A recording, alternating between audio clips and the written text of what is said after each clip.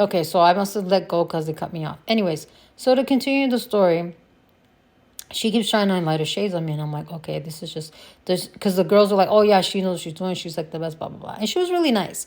So it's not like she was rude or anything like that. So I was enjoying my time. Like I said, I love going to Sephora. I don't get that much opportunities, and I never really tend to have luck. But I was like, hey, maybe today would be different. No. So then she's like, okay, maybe let's see through the concealers if we can try to find a match that way, since they don't have testers of the High Glam from Natasha. And I'm like, cool, we could do that.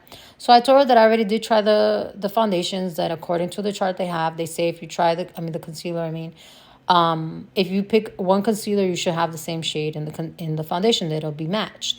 I said that's why I tried the N9, because I tried the N9 concealer before, and I told her my experience with it, that I liked it. It looked very brightening. It was really nice, but that it just didn't settle good on my face, and I just ended up returning it, but that I want to try the foundation because I figured it would be different.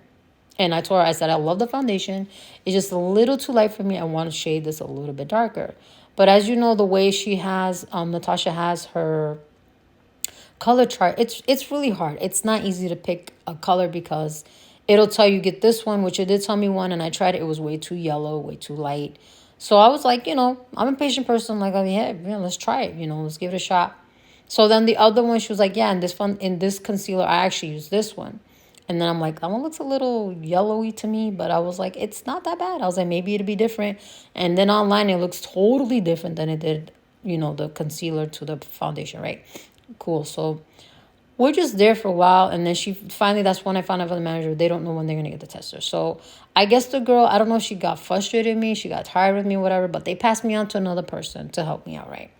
Which I would say she was, in my opinion, a little bit more helpful, like, because she got right to the point, and she just helped me as quick as possible. I felt like, even though the girl was really nice and everything, but I think I kind of overwhelmed her, which I don't know why I overwhelm people, because I was just telling her, I was like, yeah, I like this. I like that. I've tried this. I tried that. And I said to her, I'm just looking for another concealer, because I honestly don't have a liquid one to use right now. That's all I need. That's what I was telling her, having with a concealer, since I'm like, since I got time, I might as well, right? I didn't see what the big deal is. Because for me, you work at a makeup store. I feel like you shouldn't get frustrated. You shouldn't get upset or whatever if someone is genuinely there to spend money and asking you for help. And if they say, yeah, I try this, I try that, I don't see why you're getting mad.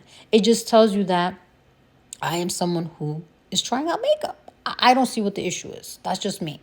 So I need to go back to the second girl, because they said that the first girl had to go her lunch break. That's what they told me, so to speak, right?